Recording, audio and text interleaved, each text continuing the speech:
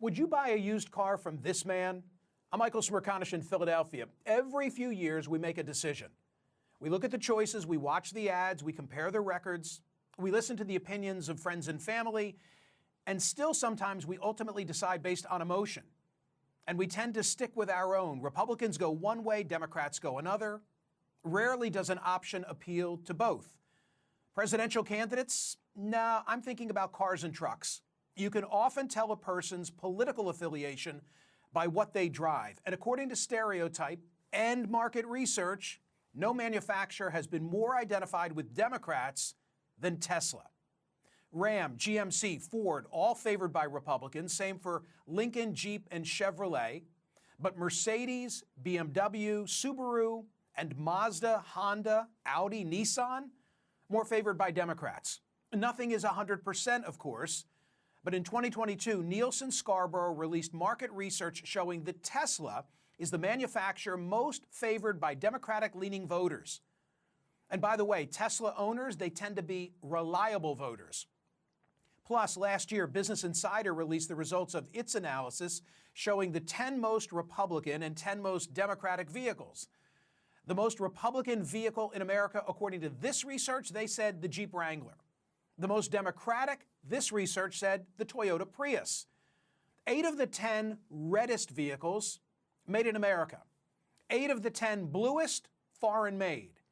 Interestingly, the most purple car maker in America, despite slightly outperforming among Republicans, is also Jeep, even though it's owned by Stellantis, a multinational company headquartered in the Netherlands.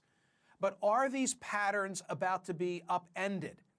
Yesterday was one of the best days in months for the stock market, and yet that still wasn't enough to keep Wall Street from a 4th straight losing week. And among the stocks most impacted since Donald Trump's election last November, Tesla. Tesla has hemorrhaged $800 billion in market cap since December, leading President Trump on Tuesday to stage a sales event for Elon Musk and Tesla on the South Lawn of the White House. Trump said that he bought a Model S for use by his staff and a Cybertruck for his granddaughter Kai. No doubt he made those purchases to help his first friend, who not only has seen his net worth decline, but also has seen Tesla takedown protests across the country, some marred by vandalism and violence. Twice in a week, shots were fired at a Tesla dealership near Portland. Meanwhile, some on the right, who've historically been dismissive of climate change, are rallying around the brand that many progressives once preferred for not burning fossil fuels. Consider this, Sean Hannity took to X this week to announce his recent purchase of a Tesla. But whether Trump can help reverse Tesla's slide depends on more than just satisfying hesitant buyers with range anxiety. He needs to convince Republicans accustomed to hearing him lambaste President Biden's EV initiatives to suddenly embrace electric cars. And that's not going to be easy.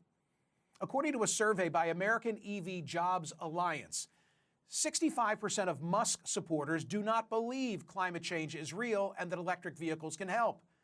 That same survey also found that 44% of Republicans said they would probably never buy an electric vehicle. Ford faced a similar situation in 2022 when trying to convince traditional truck buyers, many Republican, to embrace the F-150 Lightning. And then it was a different president, President Joe Biden, taking a test drive and encouraging consumers to invest in a pickup that could go 0 to 60 in about 4 seconds. Initially, sales of the electric F-150 spiked, but more recently they've been in decline.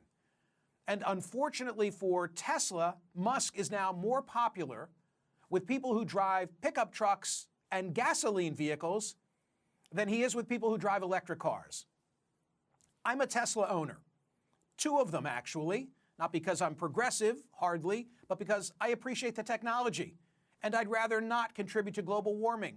And I like that it's made in America. In fact, among all automakers, Tesla is arguably the most American, at least for vehicles sold in the U.S. A Cars.com study ranked my car, Tesla's Model Y, as the most American-made vehicle for the 3rd year in a row, with the Model X and Model S also making the top 10. While Tesla does manufacture some cars in China and Germany for global markets, every Tesla sold in the U.S. is built in California or Texas. That ought to appeal to Republicans, at least the Texas part. Compare that to Ford, GM, or Stellantis, which produce many of their vehicles, including some of their best-selling trucks outside the U.S.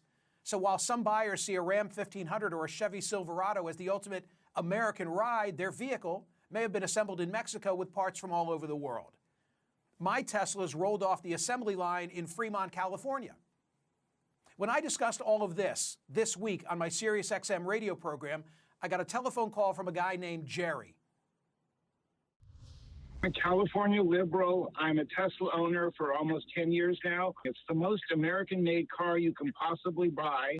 The person in charge of Tesla is Elon. He is absolutely crazy. They should not allow him to talk to people, but he builds a great car. What are the alternatives? Volvo is owned by Chinese. Japanese and German cars have a bad political history. You don't buy a Tesla, you're really hurting people who assemble cars in California, where I live. If I remember correctly, Henry Ford had a picture of Adolf Hitler on his desk till about 1940. I think he reversed that last part. We fact-checked the caller's claim about Henry Ford and discovered Adolf Hitler admired Ford's anti-Semitic views and kept a photo of the automaker behind his desk. I don't make my consumer decisions based on politics. I make them based on quality. If politics factored into my buying habits, I'd no longer be listening to the music of Roger Waters based on what happened in that interview we did. Nor would I have rooted for Carla Sofia Gascon, star of Amelia Perez, to win an Oscar despite her controversial social media posts. I think she deserved it. And when it comes to Musk and Trump, I have another agenda in hoping they broaden Tesla's appeal. Chargers, there still aren't enough. You remember when we were promised that the infrastructure bill was going to change all that? Nearly $5 billion was appropriated for EV charging stations back in 2022, but as of July of 2024, only 8 states have opened their first stations with just 61 ports in total. So maybe Musk and Trump's newfound marketing will boost charging availability, which would be good for all of us and for the planet. How ironic and progressive that it would then be Trump who is reducing carbon emissions. But whether it's Trump or Musk or Biden, I don't care who gets us there. Just plug me in and let's roll. It all brings me to today's poll question at Smerconish.com. Love it, simple, effective. Will Trump and Musk cause Republicans to embrace EVs?